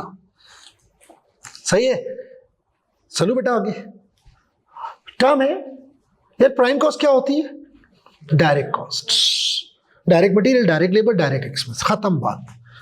प्राइम कॉस्ट, डायरेक्ट कॉस्ट, इसका कोई दूसरा मतलब ही नहीं है, ठीक। और ये जो इनडायरेक्ट कॉस्ट है, फैक्ट्री ओवरहेड, हाँ, इसको हम नाम देते हैं फैक्ट्री ओवरहेड। छोटी छोटी टर्म्स आपको मिलती जा रही है, दैट इज FOH। यार ये मैंगो टाइप बन गया ना, लग रहा है ना, ये वाला पार्ट, ये वाला सेकंड वाला मैंने नहीं बनाया, खुदा की कसम। अब दोबारा बोलोगे ना, सब बनाइएगा एक और मैंगो, मैं नहीं बना पाऊंगा। तुम लोगों को नजर नहीं आ रहा है यार, थोड़ा सा पार्टिसिपेट करो, मजे करो यार। ये गौर करो इसको, देखो मैंगो नजर आ रहा है, मुझे तो लग रहा है। खैर छोड़ो, किन चक्कर में लगा दिया मुझे। हाँ बेटा, इनडायरेक्ट कॉस्ट को क्या कहते हैं? Factory overhead. आगे सुने। अब सर ये अलग क्यों कर रहे हैं, ये इंपॉर्टेंट बात है, बोलो और सब सुनो बेटा। इधर देखना मेरे बच्चों, अगर कोई खर्चा डायरेक्ट है, अभी आप फैक्ट्री से बाहर नहीं जाएंगे, नो, फैक्ट्री से बाहर नहीं जाना है आपने, फैक्ट्री में ही रहना है। अभी मैं फिर से फैक्ट्री की डिस्कशन कर रहा हूँ। फैक्ट्री से बाहर की सारी कॉस्ट इनडायरेक्ट है, वो ट्रेस हो ही नहीं सकती, हो ही नहीं सकती। सही है, इधर देखो बेटा, इधर जो फैक्ट्री कॉस्ट है वो कहाँ जाएगी बताओ? कॉस्ट ऑब्जेक्ट में। और कहाँ जाएगी? Sorry, direct cost cost object में जाएगी ना बेटा। कैसे जाएगी? ये रही सीधा सीधा। मतलब इधर खर्च, इधर देखो बेटा, विजुलाइज करो, खर्चा हुआ सीधा टी अकाउंट में पोस्ट। यही समझ आया आपको? अब आप डायरेक्ट इनडायरेक्ट को नहीं, डेफिनेशन से नहीं सोचेंगे। यानी डायरेक्ट है तो आपके आंखें बंद करें, आपको समझ आ रहा होगा, टी अकाउंट खुला और वहां डाल देगा। Is that clear? What about indirect costs? Factory overhead, ये कैसे जाएगा? डिवाइड करेंगे। हाँ, अब इस खर्चे को भी तो यहां लेके जाना है ना यार। पिकनिक पे गए थे, बिरयानी के पैसे अलग अलग लिए, जूस और सॉफ्ट ड्रिंक के पैसे अलग अलग लिए, बट ट्रांसपोर्ट के पैसे भी तो लेने ना यार। बेशक एक ने पेमेंट कर दी होगी, फ्रूट ने एक बंदे ने ले लिए होंगे, बट है तो हमारा कॉमन खर्चा ना यार। Is that clear? इसको कैसे लेके जाए? इसको ले जाने के लिए फिर हमें किसी न किसी सहारे की जरूरत होती है, and that Sahara is called cost drivers. कभी भी कोई आपसे बोले ना यार डायरेक्ट इनडायरेक्ट कॉस्ट क्यों करते हैं आप अलग, ना भी कोई बोले यार, आपका अपना एक माइंड होना चाहिए। हम इतनी इंपॉर्टेंट टॉपिक पढ़ने जा रहे हैं, इतना बड़ा टॉपिक है, और उसके बेसिक टर्म्स ना समझे तो वो टॉपिक पल्ले ही नहीं पड़ता। मैं देखता हूँ कुछ लोग शुरू हो जी, आज ये बड़ा चैप्टर करेंगे तो मैं बताते हैं, बस बोरिंग है, थ्योरी वेरी। ओ भाई, वहाँ ना आपको, अगर आपने इनको नहीं समझा तो उसकी बाइफर्केशन भी इसकी वजीर आने वाली है। आहिस्ता आहिस्ता हो रही है, ऐसे प्यार से समझ आएगी जिसकी कोई इंतजार नहीं। यहाँ तक समझ आ गई बात? हमें कोई ना कोई अजम्पशन चाहिए। इनडायरेक्ट, अगर वो खर्चा इनडायरेक्ट है, वो डायरेक्टली जा ही नहीं सकता, उसकी अंदर ही एहलियत ही नहीं है। और अगर वो खुदा की कसम बगैर किसी सहारे के जा रहा है, कॉस्ट कस्टमर को चार्ज हो रहा है, वो डायरेक्ट खर्चा इनडायरेक्ट है ही नहीं, वो क्या है? इनडायरेक्ट है। अब मुझे एक बात बताओ, ये जो इनडायरेक्ट कॉस्ट है, एग्जाम्पल मैंने क्या लिखी हुई है मैं दे रहा हूं, जरा सोचना। अब आप इनडायरेक्ट कॉस्ट में 4-5 एग्जाम्पल ना हमेशा सोचा करें, ताकि बार बार विजुलाइज हो सके। फैक्ट्री का रेंट, फैक्ट्री मैनेजर की सैलरी, सही, फिर इसके अलावा utility bills, repairing and maintenance, depreciation. ये मैंने आपको मोटी मोटी 4-5 एग्जाम्पल दिए, 2-3 भी इंटैक्ट रहे ना, माइंड में रहे, तो लॉजिक इधर उधर नहीं होती जी। कहाँ बेटा? पेनल्टीज, ये एडमिन वाला देखेगा, फैक्ट्री वाला थोड़ी देखेगा, ये उसका मसला है। लॉसेस इधर आएंगी, समझ रहे हैं आप? पेनल्टीज तो एडमिन वाला देखता है, वो भाई आप देखो क्यों लगी पेनल्टी, वो आप पे करेगा। समझ आई बात? ब्रॉडली बात करते हैं, बहुत सुकून से। यहाँ तक समझ आ गया? बोलो यार। हाँ बेटा, क्लियर? ये खर्चा कैसे बांटे, रेंट कैसे बांटे? कैफ 1 2 3 4 5 6 7 8। अब यहाँ का रेंट इन 8 में बांटना है, कैसे बांटे? आपका क्या ख्याल है? आवर्स की बेसिस पे। आपको लगता है आवर्स, आपको क्या लगता है? बच्चों के नंबर ऑफ स्टूडेंट्स के हिसाब से, आपको लगता है नंबर ऑफ आवर्स के हिसाब से। अब जरा पॉइंट समझना, इसका कहने आवर्स के हिसाब से। क्यों? कोई कोर्स 50 घंटे पढ़ाए जा रहे हैं, कोई 100, कोई 200, कोई 150, इसको लगता है। इनको लगता नहीं, नंबर ऑफ स्टूडेंट्स के हिसाब से। सही? और कोई चीज वो सोचो, मैं बताऊं? तीसरा जी, नंबर ऑफ बैच के हिसाब से। एक बैच में 20 है, 30 है, 40 है, खर्चा तो फिक्स है ना, वो तो अपनी जगह ही है। कई ऑप्शंस है, कई ऑप्शंस है। अगर मैं इसको थोड़ा सा समराइज करूं, मुझे अगर इनडायरेक्ट कॉस्ट को बांटना है ना बेटा, यानी डिस्ट्रीब्यूट करना है, और मुझे कॉस्टिंग निकालनी है, जाहिर है मुझे कॉस्टिंग निकालनी है, और बड़ी अच्छी कॉस्टिंग अगर निकालनी है तो मुझे इस डायरेक्ट कॉस्ट में तो मसला ही नहीं है। जॉइंट फैमिली समझते हो? जॉइंट फैमिली, चचा ताया साथ रह रहे हैं, भाई बहन साथ रह रहे हैं, यही समझ आता है। पहले जमाने में बहुत होती थी जॉइंट फैमिली, आज नहीं है। समझ आई बात? क्यों नहीं है? प्रॉब्लम किधर आता है? फड्डा किस पे आता है? इनडायरेक्ट कॉस्ट पे आता है। अब कॉस्टिंग के हिसाब से बात करूंगा आपसे। खर्चा इसकी वजह से आता है मसला, बताता हूं क्यों। 3 भाई है, एक के बच्चे पढ़ रहे छोटे से स्कूल में जिसकी फीस है 7-8 हज़ार रुपए, दूसरे के पढ़ रहे थोड़े बेहतर वाले में 15,000 रुपए फीस है, और तीसरे के पढ़ रहे और बेहतर स्कूल में उसकी फीस 30,000 रुपए। फड्डा आएगा नहीं? अगर 30,000 वाले को होता है कि यार तू सही है यार, 7,000 रुपए में पढ़ा रहा है तो तू भी पढ़ा ले यार, कौन मना कर रहा है? अगर बिजली का मीटर अलग अलग लगा है, नहीं आएगा फटा, चलाओ ऐसी। लेकिन अगर गैस का बिल कंबाइन है, अब मसला आएगा। वो बोला मेरा 1 बच्चा है, दूसरा बोला मेरे 2 है, एक बोला मेरे 3 है, और खर्चा बराबर बांट रहे हैं आप। अब इधर इश्यूज आएंगे। बिल्डिंग, पूरी बिल्डिंग हमारी है, सारे भाई रह रहे हैं, उस बिल्डिंग में काम हो रहा है, तो मसला आएगा, बांटे कैसे? कोई कहेगा बराबर बांट लो, एक ऑप्शन ऐसा ही है ना। दूसरा ऑप्शन बताओ, नंबर ऑफ पर्सन्स। खर्चा तो पता ही नहीं ना बेटा, ये तो कॉमन है ना यार। जिसका जो खर्चा है वो डायरेक्ट है, उस पर फड्डा नहीं आता। प्रॉब्लम कहाँ आती है? जब आप कॉमन खर्चे होते हैं, जब उसको बांटते हैं, बराबर बांटेंगे, तो जिसकी फैमिली छोटी है उसको तकलीफ होगी। मैं एक बिल्डिंग में गया, मैंने कहा कितने किस्म के फ्लैट है? अब सुनते जाओ बेटा, ये सारी एग्जांपल कॉस्टिंग से रिलेटेड ही है। मैंने कहा कितने किस्म के आपके पास फ्लैट है? उन्होंने कहा हमारे पास 2 किस्म के फ्लैट है, एक 5 कमरों वाला 3 बेड ईडी और 2 बेड ईडी। मैंने कहा मेंटेनेंस क्या रखी हुई आपने? कह रहे फलाना। तो मैंने कहा छोटे वालों के लिए? कह रहे नहीं हमारे एक ही है। तो मैंने उससे पूछा यार बड़ा फ्लैट है, वो 3 करोड़ का, ये 2 करोड़ का, तो मेंटेनेंस दोनों से आप बराबर ले रहे? कह रहे यार कश भाई लिफ्ट सेम है, पार्किंग सबको एक जैसे अलाउड है, सीढ़ियां सबके लिए बराबर है, तो क्यों हम अलग लेंगे? उनकी अपनी थिंकिंग थी। उसमें छोटे फ्लैट वाले थोड़ी तकलीफ में होंगे, तो यार हमसे भी वही लिया जा रहा है। कह रहे बाज़-औक़ात ऐसा है कि बड़े फ्लैट में 2 लोग रह रहे हैं और छोटे फ्लैट में 6 लोग रह रहे हैं। कह रहे किस बेस पे अलग करें? मैं दूसरी जगह पे गया इत्तेफाक से, मैंने कहा आपके कितने किस्म के फ्लैट है? कह रहे 2 या 3 किस्म के। मैंने कहा मेंटेनेंस क्या रखी? कह रहे बड़े की इतनी, छोटे की इतनी, उससे छोटे की इतनी।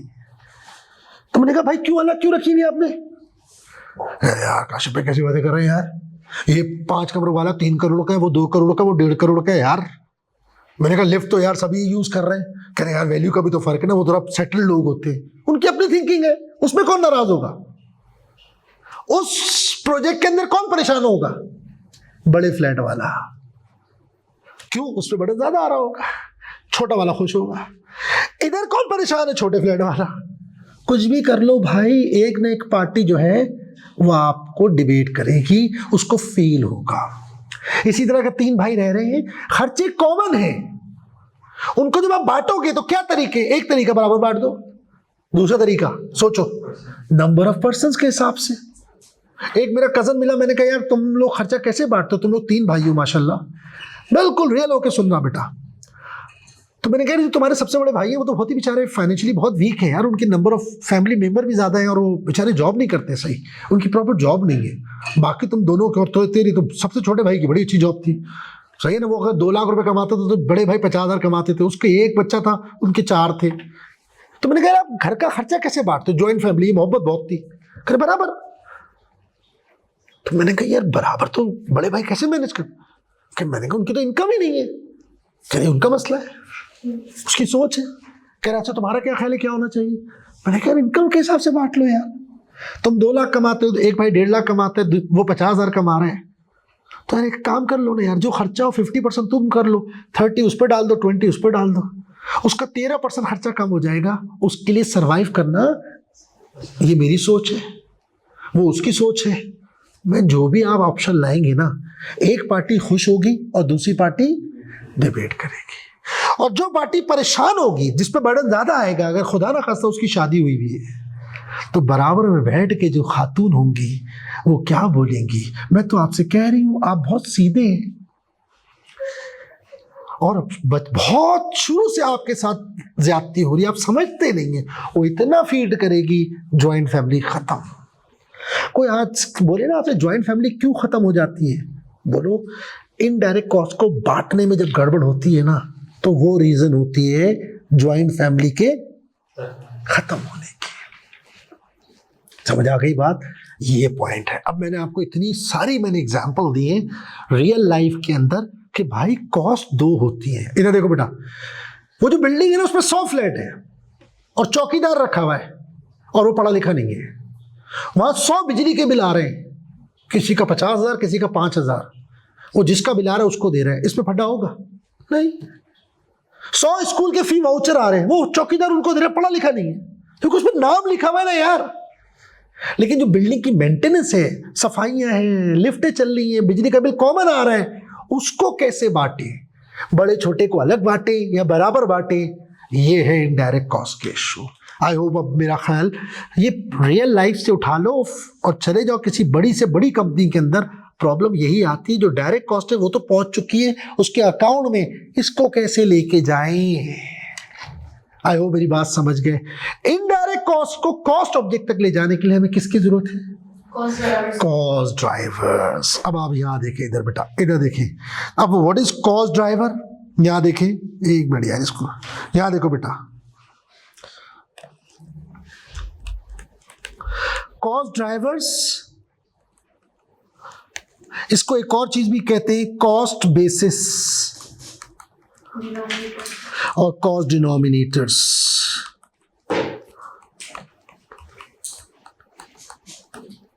चलेगा बेटा? ये कितने ऑप्शन है हमारे पास पता है आपको? चलो डिस्कस करते हुए चलते हैं। नंबर 1, इक्वली बांट दे। नंबर 2, क्या ऑप्शन है? क्या बात है, यूनिट्स के हिसाब से बांट दे। टाइम तो नहीं हुआ ना? यूनिट्स के हिसाब से बांट दे। बोलो, आवर्स के हिसाब से बांट दे। क्यों? इधर देखो बेटा, पहले बराबर बांटने लगे तो आवाज आई, क्या कर रहे हैं सर? एक के यूनिट है 1000, दूसरे के यूनिट है 2000, एक के यूनिट है 3000, एक के यूनिट है 4000, और आप बोले बराबर बांट दो। तो ज्यादती है ना 4000 वाले के साथ। तो फिर क्या करें भाई? पहले की यूनिट है 1000, दूसरे के 2000, तीसरे के 3000, चौथे के 4000, टोटल कितने हो गए? 10,000। रेशो बन गया 1/10, 2/10, 3/10, 4/10, टक करके बांट दो। ये भी एक तरीका है। पहले के यूनिट है 1000, घंटे लग रहे हैं 5000, दूसरे के यूनिट है 2000, घंटे लग रहे हैं 3000, इसके हैं 3000, घंटे लग रहे हैं 2000। समझ आ गई बात? इसके हैं 5 तो 15,000 घंटे लग रहे हैं, गेम ही पलट गया। समझ आई बात? तो अब क्या करें? अगर बराबर बांटते हैं तो ये तो पॉसिबल ही नहीं है, मतलब ये तो खैर कोई ऑप्शन ही नहीं है भाई। नंबर ऑफ यूनिट्स के हिसाब से बांट दो, नंबर ऑफ यूनिट्स के हिसाब से बांट दो। दूसरा ऑप्शन, नंबर ऑफ आवर्स के हिसाब से बांट दो। फिर तीसरा ऑप्शन, एक और भी ऑप्शन है, क्या? Let's say direct material cost के हिसाब से बांट दो। एक और ऑप्शन भी हो सकता है, डायरेक्ट लेबर कॉस्ट के हिसाब से बांट दो। एक और ऑप्शन भी हो सकता है, प्राइम कॉस्ट के हिसाब से बांट दो, like this. Flow floor area के हिसाब से हम नहीं बांट सकते, वो कुछ और है जो आप कर रहे हो ना, वो डिपार्टमेंट में ले जाने के लिए फ्लोर एरिया। थोड़ा समझना, अब आओ मैं बताता हूं कैसे। इधर देखो बेटा, इधर गौर से सुनना। 5 कस्टमर मेरे पास आए पूरे महीने में, जो डायरेक्ट खर्चा है उसका क्या हुआ होगा? कस्टमर को चार्ज, जो पूरे महीने का किराया है, बिजली का बिल है, वो कैसे बांटेंगे? फ्लोर एरिया के हिसाब से। कस्टमर का फ्लोर एरिया से क्या ताल्लुक? आया समझ? वो क्या होता है, वो आगे वाला फेज है, वो बताऊंगा आगे जाके। फिलहाल फ्लोर एरिया के तो की नहीं है, फिर कैसे बांटे? यार एक काम करो, ये जो 5 कस्टमर हैं इनके यूनिट पता है? हाँ, जरा लिया ना, रेशो बनाया, बांट दिया। सर यूनिट तो सही है सर, पहले वाले के 8, दूसरे वाले के 8, तीसरे, सर डिफरेंट यूनिट्स है। तो फिर ठीक है यार, इनके आर्स ले आओ, उस रेशो में बांट दो। सर आर्स और यूनिट अवेलेबल नहीं है, कॉस्ट अवेलेबल है, उससे बांट दो। यानी पूरी जिंदगी, अगर आपसे कहा जाए पूरी जिंदगी कि यार इस इनडायरेक्ट कॉस्ट को हमें बांटना है, तो आपको यही 5-6 चीजें नजर आएंगी, इसके अलावा कुछ भी नहीं। यही ऑप्शंस है, यही ऑप्शंस है। Is that clear? Labour hours, अब इस आवर्स के अंदर 2 हो जाएंगे, इस आवर्स के अंदर 2 हो सकते हैं, लेबर आवर्स भी हो सकते हैं, हाँ मशीन आवर्स भी हो सकते हैं, वगैरह वगैरह, मतलब जो आसानी से हो जाए। यहां तक समझ आ गई बात? बोलो ठीक है बेटा, समझ रहे? अब ये मैंने आपको छोटा सा बैकग्राउंड दिया, पहले इसको समझो, फिर आहिस्ते से हम न्यूमेरिकल्स की तरफ जा रहे हैं। अब थोड़ी बहुत बेसिक समझ आई? ज़ाहिर एक क्लास है, अभी थोड़ी थ्योरी ज़्यादा है आज, लेकिन ज़रूरी थी। थोड़ी टर्म्स आ गई, अब मज़ा आएगा। अब मैं बोलूँगा फैक्ट्री ओवरहेड, आपको पता है किसे कहते हैं, इसको शॉर्ट में कहते हैं FOH। मैं बोलूँगा prime cost, you know this. मैं बोलूँगा डायरेक्ट, तो आपका विजन है कि डायरेक्ट से मतलब क्या है इनका। FOH को लेके जा रहे हैं तो मसला आ रहा है, वाकई आएगा मसला तो आता ही है। कोई भी तरीका आप अडेप्ट कर लें, इनमें से कोई भी तरीका ले लें आप, इनमें से कोई भी तरीका ले लें, यूनिट ले लें, आवर्स ले लें, कॉस्ट ले लें, एक ना एक पार्टी को तकलीफ होगी। फिर क्या करें? कोशिश करना चाहिए कि थोड़ा जस्टिफाइड किस्म की कैलकुलेशंस करें। Is that clear? समझ आ गई बात? बोलो समझ गए? अब आप सुने एक और चीज, नेक्स्ट। अब आप देखिए बेटे, इधर कॉस्टिंग में ये आपने यहां से पढ़ लिया, एक दफा निगाह दौड़ाते हैं। मैनेजमेंट अकाउंटिंग या कॉस्ट अकाउंटिंग, हमारा फोकस रिपोर्टिंग पर है। कौन सी रिपोर्टिंग? सिर्फ इनकम स्टेटमेंट, वो भी इंटरनल पर्पस के लिए, ठीक है ना? फिर उसके बाद किस इदारे से हमारा ज्यादा वास्ता पड़ेगा? मैन्युफैक्चरिंग में किस एरिया में? Factory, production. और प्रोडक्शन के अंदर समझ गए आप, कॉस्ट जो होती है वो 3 तरह की है, मटेरियल, लेबर और एक्सपेंस। फिर मटेरियल, लेबर, एक्सपेंस के हमने 2 टुकड़े कर दिए, एक डायरेक्ट और एक इनडायरेक्ट। डायरेक्ट कॉस्ट को क्या कहते हैं? Prime cost. इनडायरेक्ट कॉस्ट को फैक्ट्री ओवरहेड।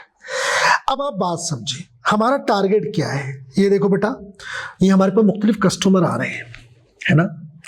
अब जब मेरे पास कस्टमर आ रहे हैं, सपोज अभी हटा दें टोयोटा वेटा को ना, मोटी मोटी बात करते हैं। कस्टमर आ रहा है, उसे क्या चाहिए होगा? वो आपसे क्या मांगेगा? यार मेरी ये ऑर्डर है, ये मेरी कुर्सी बना दोगे? हाँ बना देंगे। पहला सवाल क्या करेगा जी? पहला सवाल उसका होगा, सर प्राइस तो बताएं। सॉरी सर, प्राइस तो बताएं। कॉमन सेंस है यार। एक काम करो, ऑर्डर दे दो, मैं कुर्सियां बना लूंगा, 1-1.5 महीने बाद आ जाना, फिर मैं बता दूंगा।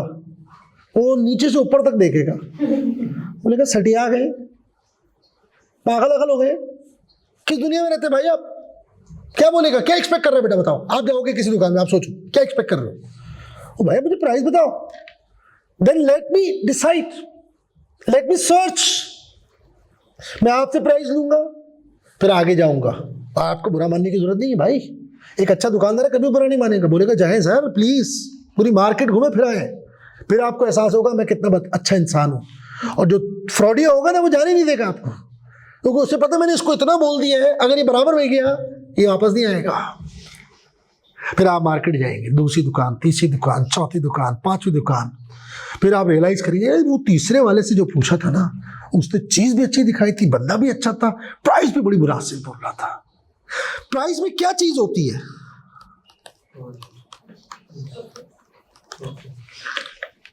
ये सुनो, और अगर आप मैन्युफैक्चर है तो कॉस्ट कितनी किस्म की होती है? ये सुनो, क्या ये पॉसिबल है कि आप खाली ये वाली कॉस्ट लें और उसमें ये मिला दें बस? अजीब सी बात कर रहे हैं, बट इसका प्रॉब्लम है, ये तो कॉमन है। समझ आई बात? तो अब इसका क्या सिस्टम है? आपको इन एडवांस प्राइसिंग करनी है। ऑर्डर आने से पहले 10 लोग आएंगे, 2 ऑर्डर देंगे, बट प्राइस 10 को बतानी है आपने। अब देखो, ये वाली जो कॉस्ट है ना, ये तो बताना मसला ही नहीं है।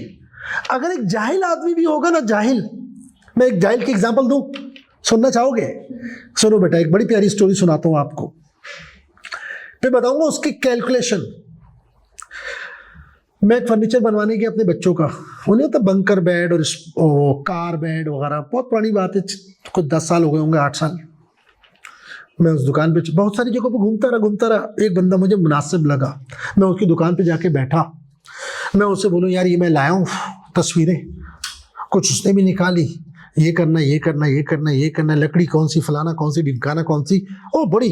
मैं उसे बताता जाऊँ, मुझे कॉल बताता जाए, मैं बताता जाऊँ, कॉल बताता जाए, वो बताता जाए, मैं कॉल बताता जाए। क्या बंदा, मैंने उसे फाइनल किया, मैंने कहा ये कर दो, डन है, सीरियस आके बता रहा हूँ आपको। मैंने कहा कितना टाइम लगेगा? उसने कहा लेट से 20 दिन, 22 दिन, महीना। कहा डन, इतने में फाइनल होगा। मैंने कहा डन, फर्नीचर बन गया। यूं बता रहा था कॉस्टिंग यूं, ठीक। मैंने कहा भाई फर्नीचर जो है ना, ये क्योंकि थोड़ा कॉम्प्लिकेटेड होता है, तो कार बेड, बंकर बेड, मैंने कहा इंस्टॉलेशन के लिए बच्चा नहीं भेजेंगे आप मेरे पास, आप आएंगे। फिर वो जब उसने मुझे दिन बताया तो उस दिन मैंने अपना टाइम निकाल के रखा। उसको मैंने बता दिया होगा कहीं गलती से कि मैं पढ़ाता हूँ, तो मुझसे वो एक सवाल करने लगा। जब मैं वहाँ बैठा था ना साथ, बच्चे उसके लगा रहे थे, वो मेरे साथ बैठ गया। कह रहे यार काशिफ भाई, मुझे एक दोस्त ने कहा मैं तेरी गवर्नमेंट जॉब लगवा दूंगा, तू बस मास्टर्स कर ले। तो मैंने कहा भाई कर लो यार। तो मैंने कहा आप, कह रहे मैं किस में करूँ मास्टर्स? तो मैंने कहा आपने ग्रेजुएशन किस में किया है? कह रहे वो तो मैंने किया नहीं। तो मैंने कहा आपने क्या किया? कह रहे मैट्रिक। सोचो, जो बंदा, उसको ये नहीं पता मैट्रिक के बाद क्या होता है। मैंने कहा तुझे दोस्त ने सही लाइन पे लगाया है, तू ना जिंदगी में मास्टर्स करेगा ना वो जॉब लगाएगा, और सिर्फ तुझ पे इल्जाम डालेगा। मैंने तो कहा था, तू आया ही नहीं। वो शख्स मिनट के अंदर कॉस्टिंग कर रहा था। आप उसे बोलते थे क्यों? उसे पता है फिक्स लकड़ियां कितनी लगनी है, लकड़ी का रेट क्या चल रहा है। उसे कंप्यूटर ओपन रखा था, कौन सी लकड़ी, फलाना लसानी, अच्छा फलाना वाली, उसे पता है 6 मीटर लगेगी, 8 मीटर लगेगी, टक करके वो कैलकुलेट कर रहा था। वो जाहिल आदमी था। डायरेक्ट कॉस्ट को तो कैच करना बच्चे का काम होता है। प्रॉब्लम किधर आती है? Indirect cost. और आप प्राइसिंग कर नहीं सकते जब तक आपको 3 चीजें नहीं पता: direct cost, indirect cost, profit. Profit कहाँ होता है? इतना तो मुझे चाहिए, ऐसा कोई कैलकुलेशन थोड़ी है। डायरेक्ट कॉस्ट, अब एक होता है नॉर्मल सूट, अभी आप लोग पहने हुए, एक होता है दुल्हन का सूट, एक होता है फैंसी सूट। आप शादी ब्याह के लिए जो लेंगे वो एक अलग कपड़े का होगा सूट, सब में अलग अलग है ना। आप एक दर्जी के पास जाएंगे, वो अलग अलग रेट चार्ज करेगा। आई होप यहाँ तक बात समझ आ रही है। तो मसला फिर कहाँ आके अटक जाता है, बताओ मुझे? Indirect cost. अब इसमें हम क्या करते हैं, अब जरा समझें। पहला इशू, जो कस्टमर आ रहा है वो बोल रहा है एडवांस में बताओ। तो डायरेक्ट कॉस्ट को तो पकड़ना मसला नहीं है एडवांस में। मैंने कहा वो जाहिल आदमी मुझे 2 मिनट में बता रहा था। प्रॉब्लम किसका है? Indirect cost. आपको एक छोटी सी फर्नीचर की दुकान थोड़ी चला रहे हैं जो आप इनडायरेक्ट कॉस्ट को इग्नोर कर देंगे। फैक्ट्रीज है ये, इसमें एक सिस्टम चाहिए। तो फिर हम करते क्या है, अब आप समझे। हम ईयर स्टार्ट होने से पहले बेटा हम एक एस्टिमेशंस करते हैं जी। हम ये कहते हैं कि यार क्या लगता है हम कितने यूनिट बनाएंगे इंशाल्लाह अगले साल? अच्छा इतने यूनिट, 1 लाख बनाएंगे, ठीक। जब हम 1 लाख यूनिट बनाएंगे, सही बेटा, 1 लाख यूनिट बनाएंगे तो यार 1 यूनिट को बनाने में कितने घंटे लगेंगे? सर इतने घंटे लगेंगे। आपको क्या लगता है हमारी लेबर कॉस्ट क्या होगी, हमारी मटेरियल कॉस्ट क्या होगी? हमारी इनडायरेक्ट कॉस्ट क्या होगी, सो एंड सो फोर्थ। इस सबको अभी आपने लफ्ज यूज किया, क्या कहते हैं बेटा, budget. What do you mean bye budget? दुनिया की कोई भी स्टेटमेंट वक्त से पहले बना ली जाए उसे बजट कहते हैं। साल गुजरने के बाद इनकम स्टेटमेंट बनाई जाए उसे इनकम स्टेटमेंट कहते हैं। साल शुरू होने से पहले बनाई जाए उसे बजटेड इनकम स्टेटमेंट कहते हैं। साल गुजरने के बाद बैलेंस शीट बनाई जाए उसे बैलेंस शीट कहते हैं। साल शुरू होने से पहले बैलेंस शीट बनाई जाए उसे बजटेड बैलेंस शीट कहते हैं। साल गुजरने के बाद कैश फ्लो बनाया जाए उसे कैश फ्लो स्टेटमेंट कहते हैं। साल शुरू होने से पहले बनाया जाए उसे बजटेड कैश फ्लो स्टेटमेंट कहते हैं। साल गुजरने के बाद प्रोडक्शन रिपोर्ट बनाई जाए उसे प्रोडक्शन रिपोर्ट कहते हैं। साल शुरू होने से पहले बनाई जाए उसे बजटेड प्रोडक्शन रिपोर्ट बोलते हैं। That's it. ये बनानी पड़ती है हर साल, ये कंपनी नॉर्मली बनाती है। Is that clear? अब कंपनी क्या करेगी, अबे ये बड़े छोटे छोटे स्पेस आ रहे हैं, इसकी क्या मसला है, थोड़ी सेटिंग इसकी आउट है, चलो अल्लाह मालिक है। अब आप समझिएगा, एक से पेज और ले लो यार, बहुत ही ज्यादा स्पेस का कम कर दिया है।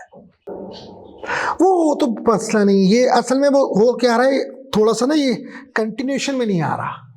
पेजेस पे भी ऑप्शन आता है, नंबर ऑफ पेजेस। वो हाँ वो सब पता है, मैंने पहले 2 रखे थे, जितनी जरूरत होगी मैं बढ़ाता जा रहा हूँ, वो मसला नहीं है। ये असल में वो मैंने वो लाइंस वाले ले लिए ना, तो उसमें क्या है, कंटिन्यूएशन ब्रेक हो रही है, स्पेस बाकी है, ऊपर भागे जा रहा है। हालांकि मैं कभी भी ऐसा नहीं होता था, या अभी हो रहा है, तो मैं दूसरा वाला फॉर्मेट ले लूंगा। एक जैसा चला रहा हूँ फिलहाल, नेक्स्ट क्लास में चेंज कर लूंगा, मसला नहीं। अच्छा बेटा इधर यहाँ देखिए, इधर ये देख रहे मैं यूँ करता हूँ, धुड़क करके गायब हो जाता है, ये कंटिन्यूएशन नजर नहीं आ रही, उससे मुझे थोड़ी चिढ़ आ रही है। चले आगे, बोलो। डन है, क्लियर हो गई बात? तो हम क्या करते हैं, हम बजट बनाते हैं। बजट बनाते हैं और साल शुरू होने से पहले एक काम करेंगे, पूरे आने वाले साल में हम कितने यूनिट बनाने वाले हैं, इतने यूनिट बनाएंगे तो अंदाजन कितने घंटे लगने वाले हैं, और अगर इतने घंटे इतने यूनिट बनेंगे तो अंदाजन कितनी लेबर कॉस्ट, कितनी मटेरियल कॉस्ट, कितनी एफर्ट कॉस्ट, ये सब हम एस्टिमेट करते हैं। इसको हम क्या कहते हैं, बजट। फिर अभी साल शुरू भी नहीं हुआ, साल अभी शुरू भी नहीं हुआ, तो हम क्या करेंगे, हम ऊपर रखेंगे, एक सेकेंड जी बेटा, क्लास कब तक ऐड करेंगे? मेरा ख्याल है 7 बजे तक है ना शेख, 6:30 है बहुत ही बड़े। 5 से 6:30 का टाइम। चलो अल्लाह मालिक, 2-4 मिनट तो दे दो ना बेटा मुझे। हाँ इतनी दूर से मैं आया हूँ तो थोड़ी तो मेरी इज्जत करो ना यार, सही है मेरा बच्चा। और फिर हम क्या करेंगे, उसको डिवाइड कर देंगे किससे, बजटेड बेस या ड्राइवर्स। वो कौन कौन हो सकते हैं बताओ, बोलो बेटा। Number of units, number of hours, material cost, labour cost, prime cost.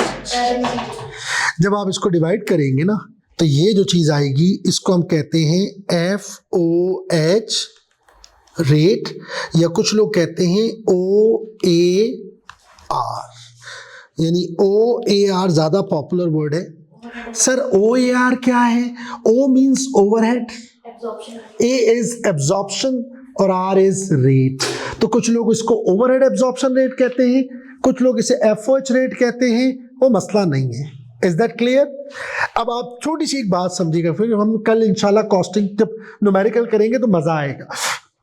देखो बेटा बात सुनो, अब आप कॉस्टिंग करना चाह रहे हैं, यानी आप प्राइस निकालना चाह रहे हैं, बोलू सुनो बेटा, प्राइस निकालना चाह रहे हैं, कस्टमर आया, हाँ भाई ये आप इनको प्राइस बतानी है जी सर, तो बताओ मुझे इनमें कितनी कॉस्ट डायरेक्ट लगी, उसने 2 मिनट में बता दिया।